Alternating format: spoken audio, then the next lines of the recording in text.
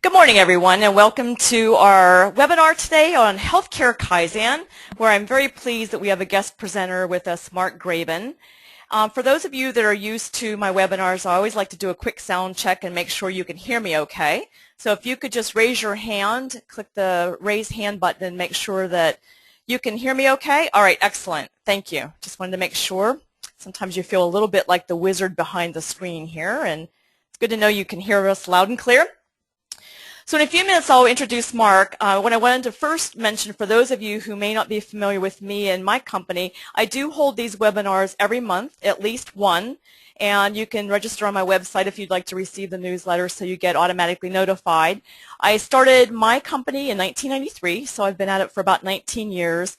And I lead lean transformations in office service and knowledge work environments. I also teach at UCSD here in San Diego's Lean Enterprise program, and I have 3 books out, one that just came out called The Outstanding Organization by McGraw-Hill, one that's coming out, a second edition of our metrics-based process mapping book with Mike Osterling is coming out in late October, and then the Kaizen Event Planner, which was out a few years back and is still actively being used.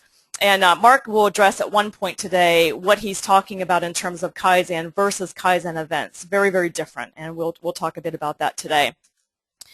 So I'd like to introduce Mark in a minute here. He is the president of Constancy, Inc., also a faculty member at LEI, the Lean Enterprise Institute, and Chief Improvement Officer for KaiNexus. And I think he'll be showing a couple of slides with the KaiNexus system on it today. He's the author of both Lean Hospitals and Healthcare Kaizen. Lean Hospitals is now in its second edition, and Healthcare Kaizen came out recently, co-authored with Joe Swartz, and he'll be talking a little bit about their findings that are in the book today. It's a really good book, and in fact, when I received it, I have to say I was quite surprised at how meaty it is. And by meaty, I mean that it has a lot of very practical information and great case studies and lots of photos, and it's really a fairly decent-sized book, and I was surprised at how much amazing information is in that book.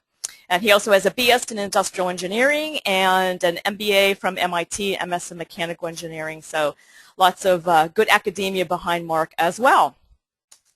So just a quick thing about our logistics today. We are going to go about 45 minutes for content, and then the last 15 minutes will be questions, Q&A. You can either raise your hand and I can unmute you and you can ask your question verbally, or you can type your question into the question logs, and you can type your question in any time during the session if you'd like. We just will wait until that last 15 minutes in order to take the questions. So I'm going to turn it over now to Mark so that he can go ahead and get going on our presentation today. Mark, are you able to hear me? Let me see.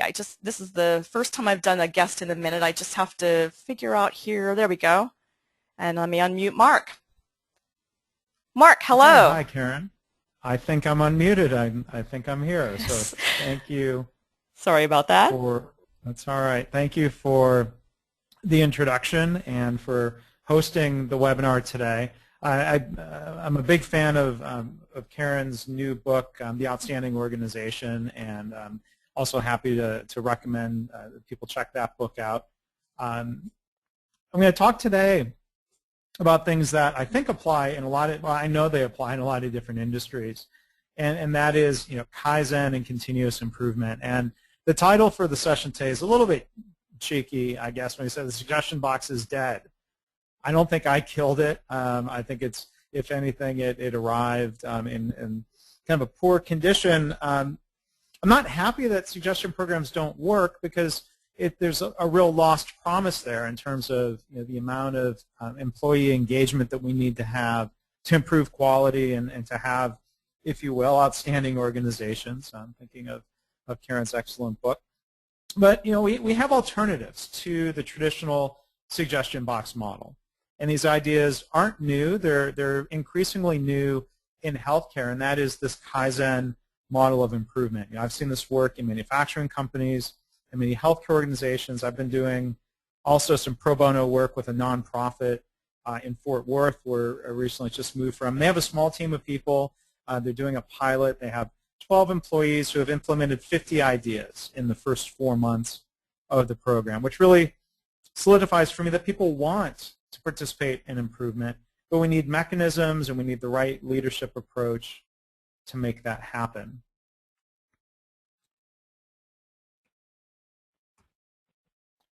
Karen, I don't think I have mouse control. It's not advancing the slide.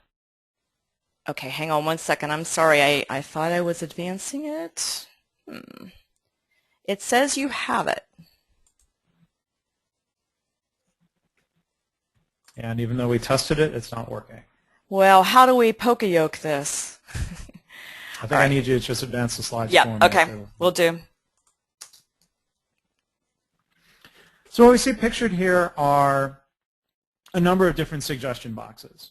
And the suggestion boxes are well intended.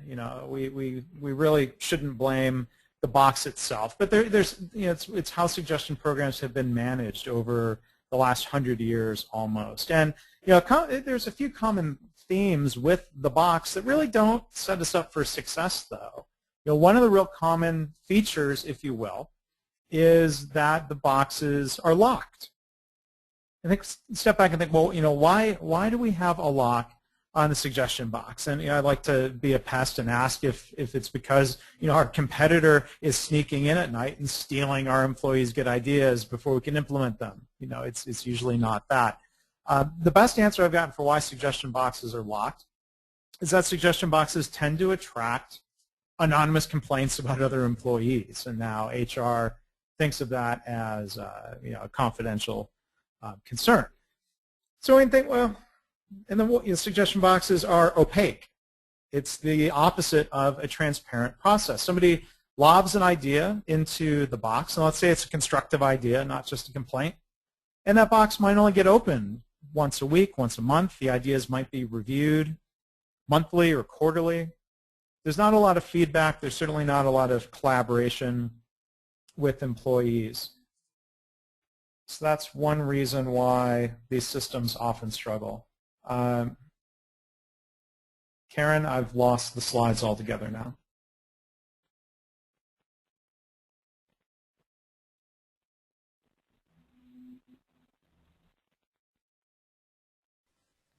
Okay. Mark, are you seeing it? I'm sorry about that. Next slide, please. Yep, but I still can't advance them, so next slide, please. So here's a funny picture I found online. People learn that it's often a waste of time to drop something in that suggestion box. Here's a funny one with the trash can incorporated. The suggestion box is supposed to put ideas into action, but often the box becomes an artifact that shows, unfortunately, how much leaders are not interested in employees' ideas in practice. Next slide, please.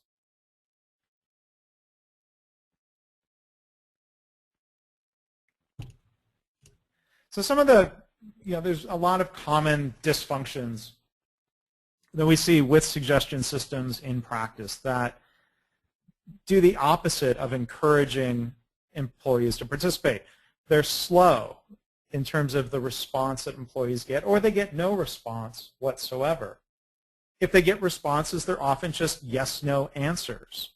There's not any collaboration. There's not any transparency about what's going on or what gets selected or what doesn't selected. And because of the disconnect with the box, where employees basically give up ownership of the idea or they have it taken from them through this box process, we get yes-no answers. People tend to just suggest in terms of what we want management to buy instead of what we can do to improve the process. And there's a couple other things. I'd refer you to an excellent book called Ideas Are Free. That really kind of details some of the history around here. I think there's two sometimes surprising dysfunctions. One is the idea of incentives. And Robinson and Schroeder do a real good job of documenting this. It seems logical in a way to think, well, if we want more improvement ideas, we need to pay people a bonus. We need to pay them incentives. But maybe not surprising to people who are students of Dr. W. Edwards Deming, that incentives and extrinsic incentives can really strip away people's intrinsic incentive to participate. And then it also leads to a lot of fighting and game playing where traditional suggestion systems usually pay a bonus based on the percentage of the monetary value of an idea. So right now, that sets people up to be arguing and fighting about what an idea was worth, or if they got credit, and their coworkers think they should have shared that credit. And if we set quotas saying, thou shalt do X number of ideas per year, that often leads to gaming and people turning in ideas just to meet that quota. So I want to talk about Kaizen as something that's different philosophically and different in terms of the mechanics and the approach for making this happen. So Kaizen is a Japanese word that can be broken down as translated from its two different characters. Kai, which means change, and Zen, which means good or better. So we're talking about Kaizen on one level could really mean change for the better or an improvement. I talk to people at hospitals, they always nod their heads when I ask if every change in the workplace is an improvement. Does it really make things better? And they shake their heads and say, well, no. So we need to make sure that changes actually lead to improvement. Now, to me, Kaizen is most applicable in the context of the phrase continuous improvement. But as we've seen in a lot of industries, including healthcare, there's been a perception that Kaizen equals the Kaizen blitz or the Kaizen event. In healthcare, these are often called rapid improvement events or rapid process improvement workshops. And even though kind of bulkier terms, I think those are a more accurate description, a rapid improvement event. And regardless of what we call it, these lean events really kind of fit in this middle range of what Toyota describes as 3 levels of Kaizen. At the top, we have the really big systemic issues like building a new hospital tower or putting in a new electronic medical record system. Then in the middle, we've got a larger number of kind of medium-sized issues, which can be addressed by projects using Kaizen events, Six Sigma methodologies. But then we have all of the little tiny small issues that we could refer to as daily Kaizen. And this all needs to fit together. So this isn't an either or. Do we do events or do we do daily Kaizen? In our book, we've got quotes from leaders at a lot of organizations like ThedaCare and Virginia Mason that have learned that they need all these different modes of improvement, that not everything needs to be a formal week-long event. So if we look at the Toyota approach in terms of engaging people in improvement, this is a statement that was on their corporate website a couple of years ago. It said, what sets us apart as an organization, as a company? And you notice they didn't talk about their factories or their robots or the car designers or the hybrid synergy drive. They talk about their team members. Every team member is empowered with the ability to improve their work environment. And this doesn't mean in a hospital that we dump the world's problems on frontline staff. It means we let people work on things that they have control over. For quality, for safety, for productivity. And as Toyota says, that improvements and suggestions by their team members are the cornerstone of the company's success.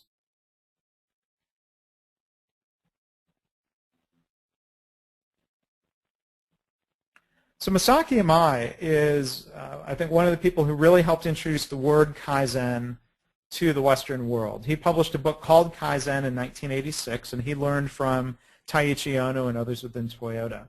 And Mr. Imai emphasized that Kaizen is for everyone, that it emphasizes morale-boosting benefits and participation over economic and financial incentives, or what we often call ROI, or return on investment. That Mr. Imai teaches us that, especially early on in a Kaizen program, we just need to get people participating, and financial impact and cost reduction will follow as an end result of doing all these other things right. Dr. Don Berwick, who people hopefully know from the Institute for Healthcare Improvement or from his time running Medicare and Medicaid, wrote a journal article, the New England Journal of Medicine, in 1989 called Continuous Improvement as an Ideal in Healthcare. So just 3 years after Mr. Imai's book, he was preaching, if you will, that Kaizen needs to be used in healthcare, building on the ideas of Dr. Deming, building on Toyota methods. So we had one of the most prominent voices in healthcare quality almost 25 years ago saying this is a good idea. We need to have this in healthcare. And people are still making that argument today. And so people often bring up what we might call barriers to Kaizen. And I won't go through this whole list here, but there are a lot of barriers, excuses, things that are raised that prevent us from really having a culture of continuous improvement in healthcare. So what are some of these barriers? One of them is the fear of layoffs. This is a cartoon I found. This is about 2006. I don't know the original source, but I was at a hospital we were doing an initial lean assessment for a consulting engagement, and this was hanging on the wall in the hospital laboratory. Like, well, this isn't, this is one of the common fears and anxieties that people have about Kaizen or lean in general. Now, the good news here is that there are a growing number of hospitals and health systems who've realized to alleviate that fear and anxiety, we need to make a commitment to our employees, some variations of a no layoffs due to lean policy or philosophy. So I wrote about this back about 2 years ago, and I have a new article that will be published somewhere in the next coming months with more quotes and examples from leaders that are making a very conscious commitment to their employees that you are not going to lose your jobs because of Kaizen improvements or lean programs more generally. It's really important to get people engaged in making things better for patients and the organization. Another complaint we hear is we don't have time. That we're too busy fighting fires. We have too many problems that get in the way of us making improvements. Well, one of the other things I like to be a pest about is the idea of questioning hospitals, quote unquote, flexing staff. Meaning if we're 8 hours into a 12-hour shift, if patient census is low, a lot of hospital leaders say, well, we have to send people home. So, well, you don't have to, you're choosing to. And this can be very damaging to staff morale, as has been written about in a number of nursing journals, that it left the nurses feeling that they weren't valued. So I think we have opportunities where instead of sending nurses home early, we could engage them in Kaizen and process improvement. We can do things that are going to improve quality and patient safety, make process improvements that would allow everybody to be more productive every day going forward if we choose to invest that time instead of just taking the short-term productivity number and the boost that we get by sending people home early. Another barrier that often comes up is people will comment in an offhanded way, oh, well, people hate change. And I like to ask, well, is that really true? Do people always hate change, or do they just hate certain circumstances? And Peter Schultes, a great management thinker and professor, said this, the people don't resist change, they resist being changed. And I think in a lot of cases where people are, quote unquote, resisting change, it's a natural, understandable human reaction of what happens when people aren't engaged in the improvement process. And Kaizen gives us a way of making that happen. Margaret Wheatley says this, and there's a link here to a great little 2-minute YouTube video of Meg talking about this, as she says, people support what they create. And so, well, instead of trying to force best practices on people, or even if logically and rationally this is the right thing to do, people resist. And this is something we need to understand and engage people in coming up with improvements. This doesn't mean ignore best practices, but we can gain a lot more by getting people involved. And even the Joint Commission, Dr. Mark Chasen, the president of the Joint Commission, just a week or two ago, wrote this, that it might be time to move away from best practices and instead develop comprehensive improvement tools, including lean, and I would include Kaizen as a big part of this, that allow for deeper, more specific analysis, and I would add improvement that meets patients' needs. We can't just copy and try to jam in best practices from other organizations. There's a role for that, but we also need to do staff-driven Kaizen. So I'm going to propose this as a formula, that to make Kaizen and improvement happen, we need to have a really strong mission that people are tied to. This is true in hospitals. This is true in the nonprofit organization I'm volunteering with, connecting people's improvement work to the mission.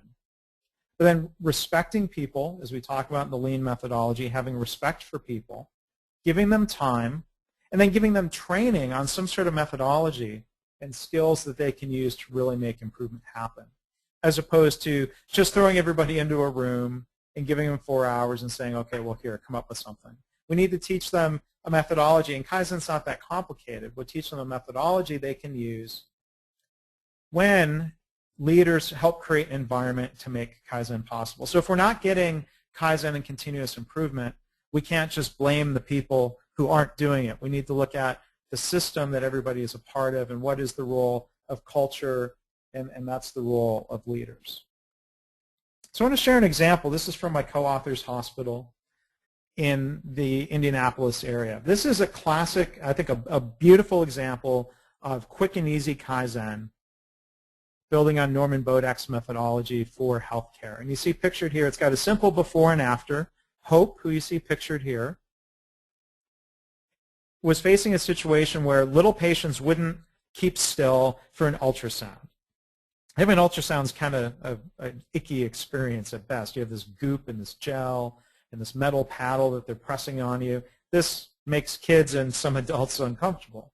So after dealing with that for, trying to put up with that for a really long time, Hope had a really simple idea after attending a wedding one weekend, where she said, well, maybe we could get the parent involved and blow bubbles, and this might distract the kids. And this worked. But in keeping with the Kaizen model, this wasn't Hope just randomly on her own going and trying things. An important part of the Kaizen model is to talk with your manager, talk with your team members, get input from other people, and make sure that, in this case here, do we have infection control concerns about spitting bubbles? We probably should have a fresh bottle of bubbles each time, and make sure we have the parents' permission, and make sure that these bubbles aren't going to mess up the ultrasound machine. So in this case here, we have simple documentation of before and after, what was the impact, and then as you see on the form here from Franciscan, it says optional under estimated cost savings, that they don't force in every single improvement to have an ROI calculation. And in fact, they've taken this off of their form to help emphasize that we're looking for improvements to quality, the patient experience, staff satisfaction, and with that, cost savings will follow. And I'll share some of that data later in the session today. So when you think about quick and easy Kaizen, is really a 5-step process that's a little bit more rigorous than everybody's just going and randomly trying things. We want to find opportunities for improvement, but then discuss them. So in the case you saw there with Hope and the other examples I'm going to show, without being bureaucratic, without being slow or controlling, go and talk to your manager. Don't just drop something in the suggestion box and walk away, but actually talk about it. So we find and then discuss, and then we implement ideas following kind of the tried and true PDCA cycle or the PDSA cycle. Find, discuss, implement. By implement, we really mean test an improvement on a small scale. See if it really works, and if not, go back and adjust and learn from that and try something else. But then a really important part of this model, after we've tested and implemented improvements, is to document and share them, to give recognition and to build upon those ideas, and I'll talk more about that as we go. So when we get people engaged in finding problems, finding opportunities for improvement, as Norman Bodek emphasizes, there's really kind of 3 reasons we're doing Kaizen. We talk to people about what ideas do you have to make your work easier, to make your work more interesting, or doing things that help develop your skills and capability. So we're taking the long-term view that this isn't selfish that we're looking to make our work easier. We're doing that because it leads to better outcomes and a situation for patients, and leads to, as an end result then, financial impact for the organization. As we engage with people and talk to them about finding things they can work on in the workplace, we think about Henry Ford's great lessons about, there are no big problems, there's just a lot of little problems. So again, we talk to people about what ideas do you have for making your job easier, saving a few seconds here or there, improving service or care, improving safety, reducing waiting times. Not all of these have a dramatic and direct tie to dollars, but they're the right thing to do. And in a Kaizen philosophy, it's not that we're ignoring the financial state of the organization, but I found, especially in healthcare, it's far easier to engage people in improvement when you focus on the patient and quality. And we know in healthcare especially there are great correlations and cause and effect between improving quality and reducing costs, but as an end result. We also think of Kaizen or PDSA as being an iterative model where it's not just a one-off improvement. We might do a week-long rapid improvement event, and we're doing that to teach people the PDSA cycle so that they can go back and continue making improvements beyond that week-long event. So Kaizen isn't just episodic, it's really, truly continuous. Now these examples are in the slides that you can download, but I just want to show on the issue of improving privacy for nursing mothers at my co-author's hospital. There's that one problem statement of saying we want to improve privacy, but there were a number of Kaizens that built upon each other over time. And we don't feel bad because we didn't solve it all at once, but we address one little issue, and then we identify another problem, and then we come up with another Kaizen that helps address that problem. So here's the first one of making sure that after curtains were added, that the curtains weren't getting in the way. They had a little bit more elegant way of keeping them tied back rather than just jamming them up on the counter. So that was one Kaizen improvement. A second one was the addition of a sign to help make it obvious, especially kind of new in this process, that the curtain meant that this is a time to respect the privacy of the mother and the baby. And then beyond that, there was a Kaizen improvement using something simple like a binder clip to help keep the curtains closed to ensure that privacy, when people walk by, the curtains don't blow open. So lots and lots of little ideas, all simply documented in a similar format like this, before and after, what's the impact, give recognition and share those improvements throughout the organization. So another method I want to show you that I think it works far better than the closed, locked, opaque suggestion box is something called a visual idea board. Now, I'll give credit. I learned about this through David Mann, who has a great book called Creating a Lean Culture, that instead of hiding ideas in a box, we can display them visually and transparently on a bulletin board within a department for these steps of find, discuss, and implement. You can see ideas would flow through this board from left to right, new ideas, things that we plan to do, things we're doing, and things that are done. People will actually walk by, and this is a picture from a hospital lab. People will walk by and stop and read what's on these cards if they weren't at the daily team huddle where they talk about their new ideas. People will actually stop by, and if they're on night shift, they might see an idea, and they might stop and write something on the card, building upon their idea. So there's really no reason to hide people's ideas. We can collaborate much more openly by using something like this, a visual idea board. Now, there's also organizations that have built software and web-based tools, including a startup company I'm involved in called Kinexus, that was started by an emergency room doctor named Greg Jacobson. That this is basically an electronic way of trying to facilitate a similar process. Now, there are lots of pros and cons of physical transparency and visibility with a board versus the kind of visibility and transparency that you can have in a web-based system. There's lots of pros and cons, but just to show you different ideas that keep things more open and more collaborative than that traditional suggestion box model. Now, going back to that idea board, this is an example of a card that I've seen work really well in healthcare. And it's not just a suggestion box card that traditionally says, hey, what's your idea? But a card like this can really, I think, better prompt the PDSA cycle. So we're not just coming up with an idea, we're defining a problem. And this is a really important part where if an employee has an idea or a suggestion that we can't afford or isn't practical, instead of just saying no to that idea as we might in a traditional suggestion box system, we step back and ask, well, what's the problem that we're trying to solve? Because there might be other ways of addressing that underlying problem. So employees will come to us either with a problem and an idea, or sometimes just a problem, and within our team, we can brainstorm different ideas, things that we can do. Or if somebody comes with an idea, we can prompt them to step back and say, well, that's great, but what's the underlying problem? So here's an example from a hospital lab. An employee said, well, we're having to reach really high to grab something called gram stain control. So let's put all those boxes on the shelf right above the heat block. So we have the person's name. This isn't anonymous. We see the expected benefits, easier access to the slides. Who do we need input from? So again, this isn't just individual effort. This is engaging the supervisor and the team. And then here's the implementation steps. They're pretty simple here. This is an example of maybe a just do it. But now this is the documentation, the before and after of Lisa in the lab at Children's Medical Center Dallas. This was on her very first day of work. I think this is such, I think, a beautiful example where this is about 3 years into the development of a Kaizen culture within the lab. So it became part of hiring criteria to ask and try to interview, engage, not just based on technical skills, but also people's willingness to participate in Kaizen, like Lisa. And they emphasized in the orientation that it's our expectation, as Toyota would say, that you have 2 jobs here. One is to do your job, but also to help improve the way your work is done.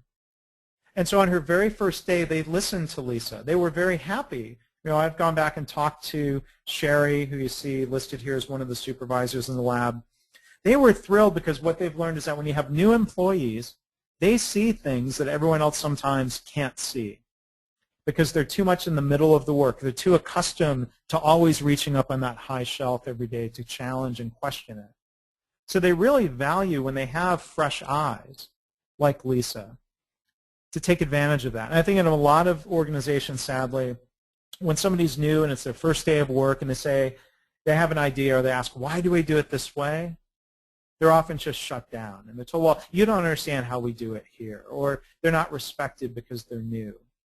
And so I think it's just a wonderful example of how that culture has progressed and come along, that new people can participate on their first day. I'm thinking now this is just going to set her up with all the enthusiasm to continue in building that Kaizen culture and participating in it firsthand.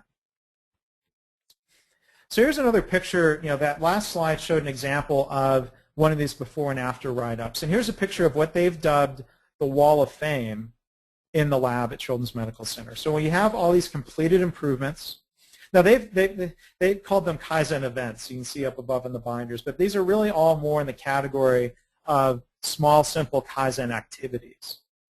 So when senior leaders come through, it's easy to point and say, well, look at all of the things our staff members are doing to improve patient care and to improve the process. A board like this gives a lot of recognition to help people feel proud about what they're doing. And at my co-author Joe's organization, they have bulletin boards out by the cafeteria to recognize really meaningful or noteworthy Kaizen improvements. The chief operating officer sends a monthly all-hands email, and they'll highlight really great Kaizen improvements in that email. So there's lots of things you can do other than big, huge bonuses and big, huge cash rewards. Typically, at an organization like this, people are getting a small cafeteria gift card, not for having the idea, but for implementing it. And it's really more of a token and it's a recognition more so than a big, huge reward. So a couple other questions that come up. People often ask, well, what's the role of innovation and Kaizen? So thinking back to the slide earlier with the different sized bubbles, we have large improvements and small improvements. There's a role and a time and a place for innovation and small daily continuous improvement. So one example of that from my co-author's hospital was their development of what's called eHeart, which is a brand new clinical protocol for patients with chest pain that might be thought of as a big bang process improvement, the complete reinvention of the way care is being provided to help reduce what's called door-to-balloon times, making sure that people get blockages in their heart cleared more quickly.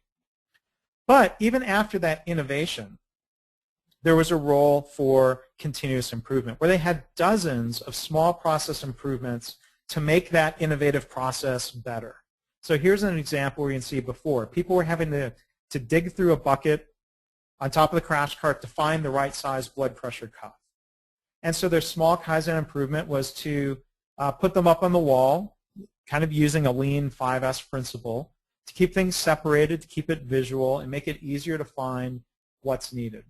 So the initial Kaizen was Velcro, then later they had maintenance come by and put screws in the wall. So another example of a Kaizen on top of a Kaizen, continuous improvements on top of large-scale innovation. We can have both in hospital settings. Then we often look at the difference between kind of simple just do it and more rigorous problem solving. So to me, one example, and if we look at how people use idea systems or how they use KaiNexus, one of the things that's often commonly logged in a system is that chair is broken. We need to replace it, or we need to get it fixed. This is a fairly tactical, just do it, kind of simple type of thing. But if chairs are always getting broken, we might want to step back and ask, all right, well, now we have an opportunity to look for the root cause of why chairs are always being broken, rather than just constantly buying new ones or constantly getting them fixed. There's a time and a place for simple stuff and more complex problem solving using lean methodologies.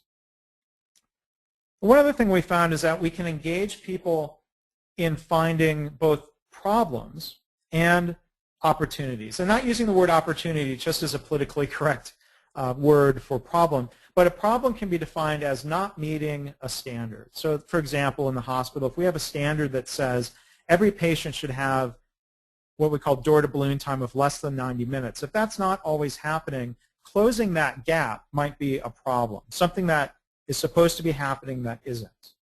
But we can also think about opportunities, which is more of the gap between what should be happening today and what could be happening, reducing that goal from 90 minutes to 75. So not just having 100% compliance to that goal, but actually improving the performance for everybody. We see both types of situations in healthcare, both problems and opportunities. I think there is a bit of a difference. So we think, what do we need to do as leaders to create a culture of continuous improvement, to create an environment where people can participate in improvement? And I would propose what we see pictured here is not what we need to do. So this is from a genre, I call this management by angry memo. And the characteristics of management by angry memo include all caps, lots of exclamation points, some form of corny clip art. You can see this was a situation where somebody had posted a sign, and they said, come on, we need to improve these scores, patient satisfaction scores. I will take all ideas, thou shalt participate. And what we actually saw was a blank sheet of paper. And I asked somebody in this hospital, how long has that been hanging? And they said, oh, it's been up there for months. So we have to do more as leaders than just send out a memo or give one rousing speech or hang an angry memo. We really need to participate on an ongoing basis, day in and day out. So some common themes that we write about in healthcare Kaizen. Whether you're a frontline leader or a director or a C-level executive, one of the things you can do is ask for Kaizen. Make sure that it's really clear that you value people's ideas and that you believe that their ideas can help make this a better place. Well, we need to help create time for Kaizen. So we can't just give a speech. We have to fix the underlying system. If people don't have time, maybe that's the first problem statement that we need to address, and figure out how do we make time available.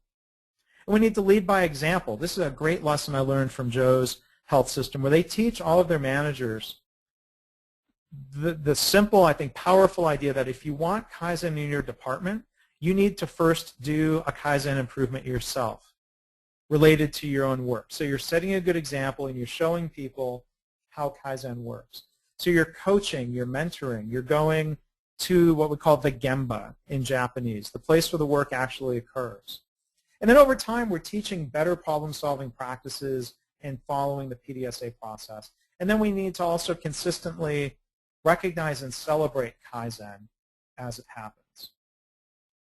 So we see pictured here, this is a great example when I was visiting Joe's organization of a frontline NICU manager going out to the Gemba, doing rounding, and talking with staff members, asking questions like, are there any problems that interfere with providing the best patient care? Do you have any new ideas? What can we do to help you better do your job in this collaborative style?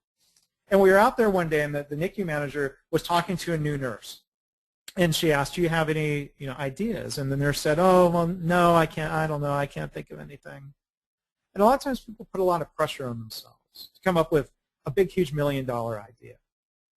But here the nurse, and she carried around with her, she always had a Kaizen improvement with her, where she'd made a little modification to one of her keys, and she showed the nurse. So like, I always used to fumble and tried using the wrong key to open my door.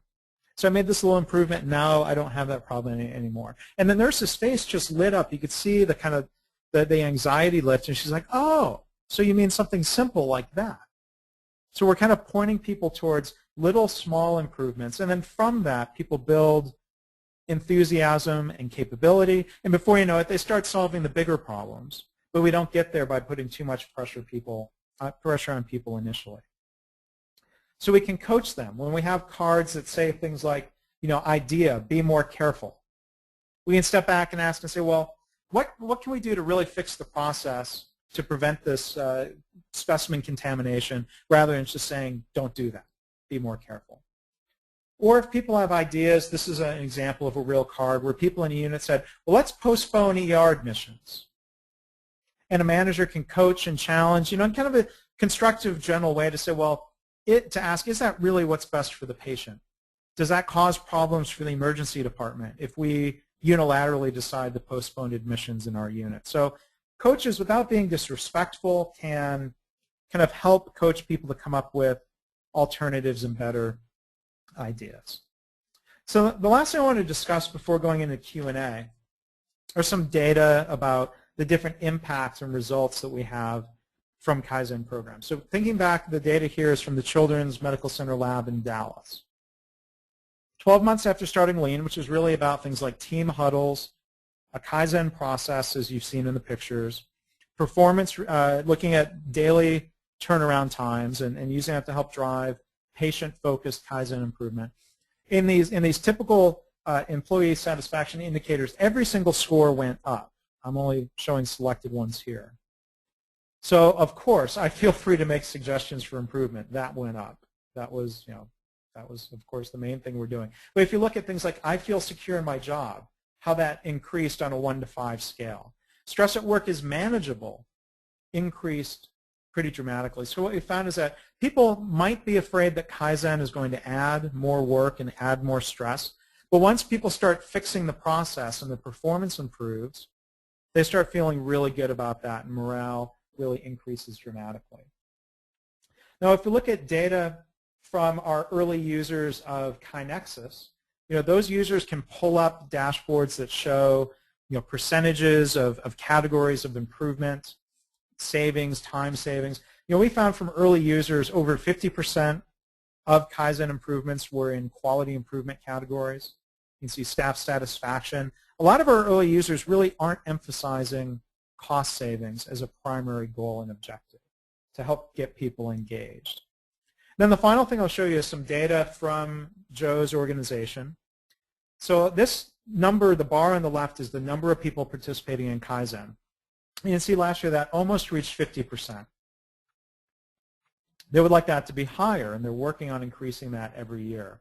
56% is the percentage of people who have done at least one Kaizen sometime in the last 5 years. So maybe they tried one in 2008 and they didn't try doing one again. But again, at Franciscan, they're not blaming individuals for this. They're trying to see what they can do to encourage that participation. The total number of, and this is formally documented Kaizens with those before and after documents, more than 4,000 in 2011. And that growth that you see here from 2007 to 2011 is both the spread of Kaizen to more departments. So last year they had about 80% of their departments participating, and the number of people participating. And so this comes to about an average of 2 per FTE across the organization. And while Franciscan doesn't emphasize the financial impact as a primary goal, you can see they're saving more than $1 million a year. And last year that number dropped because they attributed this to being really distracted by their EMR implementation. So the number of improvements was the same or a little higher than the year before, but they spent less time trying to formally document the value. And these are from ideas. I think these are very conservative numbers where if they think an idea is worth more than $2,500 from, let's say, material use reduction or other factors, they will try to add it up, but again, not for every single Kaizen improvement. So they have the hardline verifiable savings, but then they also have all the soft savings and improvements to quality and waiting time and staff engagement. One final thought here is that one CEO we interviewed for the book said basically all he cared about in terms of ROI from their Kaizen program was reducing staff turnover. That if they could reduce voluntary turnover, that would alone save millions of dollars a year without having to worry too much about adding up the savings from each and every little Kaizen improvement. So as Norman Bodek says, and I think this summarizes it really well, thinking back to suggestion boxes and the way that process typically worked versus ideas. That suggestions are things I think you should do, whereas ideas are things that I can do. There is an I in idea. If there's no I in, there is no I in team, but there is an I in idea. And that doesn't mean, again, it doesn't mean we work alone, but we work collaboratively with our managers, with our coworkers. Sometimes we work together with our patients to do what we can to create the best healthcare environment and the best results for our patients. So with that, let me turn things back over to Karen, who's going to talk about some upcoming webinars and then facilitate Q&A for about 15 minutes or so. Thanks. Mark, thank you so much. That was wonderful. And one of the things that you hit on a couple times that I really resonated with me is this whole idea that I think a lot of organizations get stuck in that quantification quandary, and they want to attach ROI to everything. And I had a talk with a CEO, one of my clients the other day, who's been on the lean journey for about 3 years, and she said something that I wish every CEO would understand and embrace, and it was this, that through establishing a continuous improvement culture, costs are dropping from their ledger, and they have absolutely no idea how much of it's happening, but it's happening because of the deep engagement of everyone in making improvements. Yeah, I think that's a great point, and I'm glad to hear more instances of that, of cost reduction being an end result of doing all these other things well. And I found especially in healthcare, like people just, their eyes glaze over when you start talking about cost. People in healthcare are there to serve patients, and again, the good news is that by serving patients better, they don't have to worry about adding up all the costs. We can measure that on the end of quarter and end of year financial statements. And I've found even more CFOs getting on board with the idea that we don't have to spend as much time measuring the impact of every single improvement. We should focus that energy into more improvement. Exactly. And we'll get better results this year and next year and the year after. Exactly. Well, thank you again, and we're not done yet. We have a big period here of Q&A, so as I am wrapping up and mentioning a couple more webinars coming up, why don't you go ahead and if you have any questions, start writing them in the question area. We'll start taking those in a moment, and if you want to ask one verbally, you can click your hand button, and that'll signal me that you'd like to have me unmute you, and you can ask Mark directly, or me, for that matter. So a couple of other webinars coming up this Thursday, just in 2 days, is a value stream mapping webinar, which is very much a how-to, step 1, step 2, in using value stream maps to set an improvement strategy. But this time, this is my 3rd time in 3 years offering this. This time I'm going to include a little more in terms of the psychology of change and why value stream mapping, I feel, is a absolutely powerful tool, an underutilized tool in shifting how people think, so that you can get faster improvement across an organization. And then in September, I'll be talking about Kaizen events, or rapid improvement via Kaizen events. And in October will be organizational ADD and how to put a strategic plan in place for next year for improvement, so that you're not getting kind of yanked in multiple directions at once. And then finally in November, my take on how managing people isn't what we should be focusing on. It should be much more about managing processes, and then the need to manage people will diminish quite a bit. And that's it for 2012, and then we're starting to put our list together for 2013. So let me know if you have any ideas for 2013 that you'd like to see. Okay, let's go to questions. So first question is from Spain. Hello, Spain. As you know, we are facing a deep crisis here, and cost cuttings are mandatory everywhere and also in healthcare. Starting just with Kaizen might be too slow. What would be your recommendation? So Mark, I'll let you take that one first, and then I may weigh in on that one as well if you don't mind. Sure. I mean, I think there's room for balance with different modes of improvement. So again, I mean, I think we can do events or projects that are focused on specific goals. I think of hospitals that can do a week-long event to set up process improvements that can have a huge short-term financial impact, but again, by doing things the right way. So at least in the United States, there's been some payment reform where hospitals no longer get paid for the aftermath of things that are considered preventable defects. So for example, reducing hospital-acquired bed sores or pressure ulcers. There's one relatively, it's a mid-sized hospital that I was at where they figured that problem alone was worth $8 million a year to their bottom line if they could fix that. And so getting people involved and doing some rather focused process redesign and process improvement, they were able to pretty quickly within a month or two get that down to almost zero. But then I would think on top of that, if you're thinking like Toyota, one thing a former Toyota guy taught me was that they do events to teach people how to do Kaizen every day. So you can get both improvement with a big financial impact, but then also teach people how to keep improving that process, which I think ultimately is the best way to sustain anything, is to keep improving. So I think we can be strategic and look and see where we have.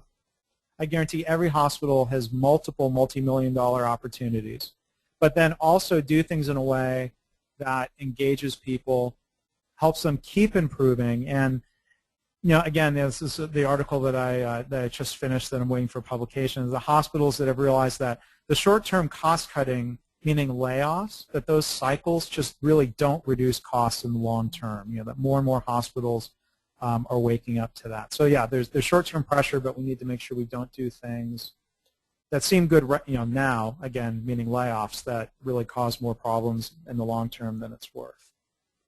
Yeah, I agree with all of that, and I also think that by doing some of the quick hits type of Kaizen that you talk about, there are some maybe hidden areas to reduce costs that add up quite quickly. I like the single hits add up philosophy. And so, for example, one of my clients discovered it was during a Kaizen event, but it was something that could easily have been discovered during Quick and Easy Kaizen, that there were a couple departments using the red biohazard bags, which were triple the cost of a regular garbage can liner, in areas where they didn't need to be using them. And when we quantified what that was in the course of a year, it was thousands and thousands of unnecessary spend.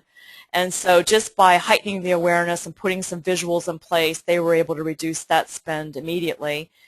And then the other thing was, by putting in Kanban to manage supplies in various areas, one of the hospitals was able to tremendously and very quickly reduce the number of items being tossed because they had expiration dates, and they were expired because they weren't being rotated.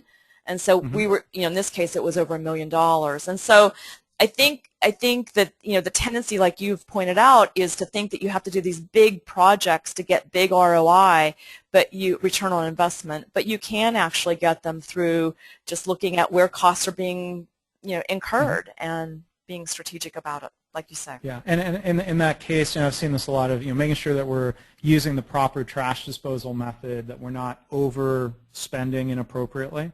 Right. That would be one reason to document and share ideas. So if somebody in one hospital unit found this, we need to share it with the other units so they can either, Norman Bodek would say, steal shamelessly.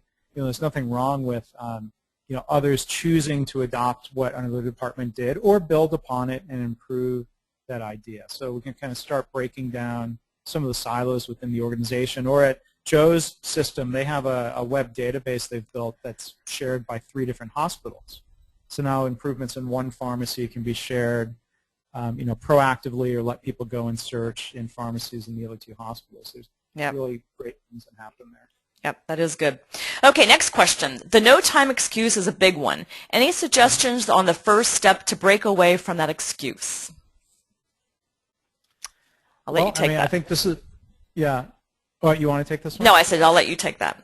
Oh, all right. So I mean, like I said, kind of offhanded, but I'm serious about it. Like, that's the first problem to which we can apply Kaizen and problem-solving skills. So there could be some simple just do it's. Like, what ideas do you have about freeing up time? And someone might say, "Yeah, we should stop having that Thursday 2 o'clock meeting because that meeting's always worthless." So, all right, let's consider not having that meeting anymore. We've created 2 hours a week.